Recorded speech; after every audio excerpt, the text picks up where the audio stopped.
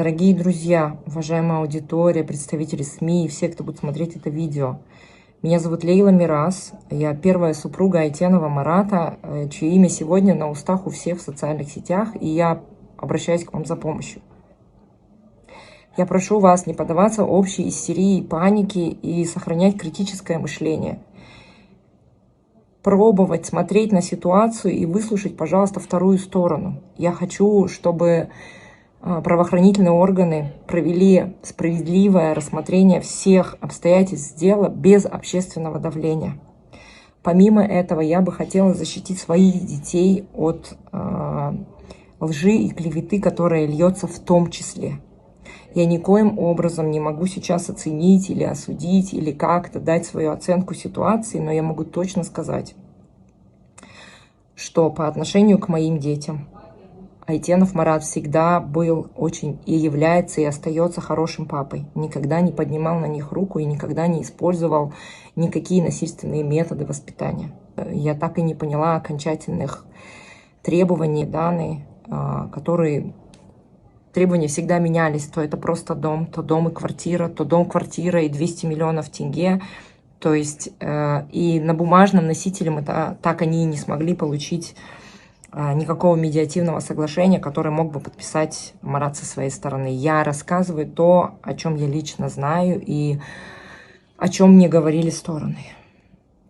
Сейчас же мне тяжело говорить и дышать только потому, что 2 дня мои дети плачут о том, что в социальных сетях показывают их сестренку с кровью, показывают братика, показывают старшую, у которой была паническая атака, показывают весь этот ужас выселения, который не имеет никакого оправдания. И я понимаю, что там были совершены действия, которые нанесли огромную травму детям.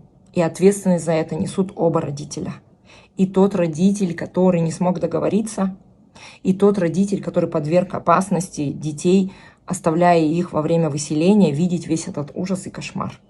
Для меня совершенно непозволительным и некорректным является, что дети видели, у старшей дочки была паническая атака, и в этот момент вместо того, чтобы смотреть, что с ребенком, говорилось о том, что остановите выселение, потому что ребенку плохо. Ну, то есть совершенно очевидно, что дети использовались как щит, чтобы не выехать.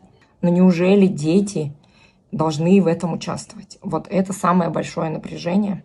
Хочется сразу развеять слухи, да, ну, то есть из того, что я знаю, у младшей дочери кровь из носа была, потому что в доме было очень душно. Они находились там с самого утра. На выселении длилось долгие часы. Она не кушала, там было душно, окна не открывались, и поэтому у нее потекла кровь. Кровь у нее течет часто, я знаю, потому что она гостила и у нас. То есть любое, когда ей душно, еще что-то, у нее течет кровь из носа. То есть это не было насильственным действием со стороны отца. То есть детей он не трогал. Не берусь судить и оценивать, что там произошло у него со второй супругой во время выселения. Да, пускай правоохранительные органы сами в этом разбираются. Но я точно вас очень заверяю, пожалуйста, дайте всем разобраться в этой ситуации по справедливости. И это стало каким-то мейнстримом, что под общественным влиянием и резонансом решаются вопросы и вершится правосудие. Я очень прошу, пускай правосудие и справедливость восторжествуют на основании законов. Да, и пускай каждый исполняет закон. Да, и прошу защитить моих детей также от той травмы, которую они сейчас получают в социальных сетях. Я ушла в отдельную комнату, чтобы они не слышали о том, о чем я говорю. Я закрыла им доступ к интернету на время, чтобы не ранить их сознание. Я думаю, так должна поступать каждая мама, которая заботится о своих детях. Пожалуйста, я вас очень прошу, не поддавайтесь панике и истерии. Посмотрите на обстоятельства дела всесторонне. Да? Еще хотелось бы добавить о том, что их не выселяли на улицу. Я точно знаю и видела сама квартиру, которую купил Марат второй супруге, оформив ее на сына.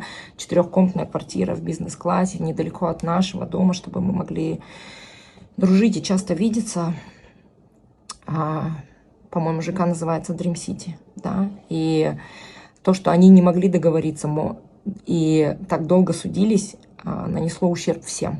Мало того, что он не мог устроиться на работу, соответственно, мы все остались без там, каких-то алиментов с его стороны, да.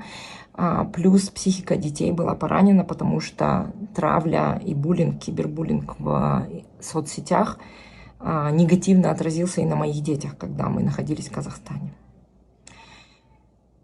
Мне очень жаль, что сейчас мне приходится про это говорить, и я уже предвижу, скорее всего, очень много хейта, я готова его выдержать. Почему? Потому что если у меня есть хоть один шанс сохранить своим детям отца, его доброе имя, которое по отношению к ним было и остается таким, я буду этот шанс использовать.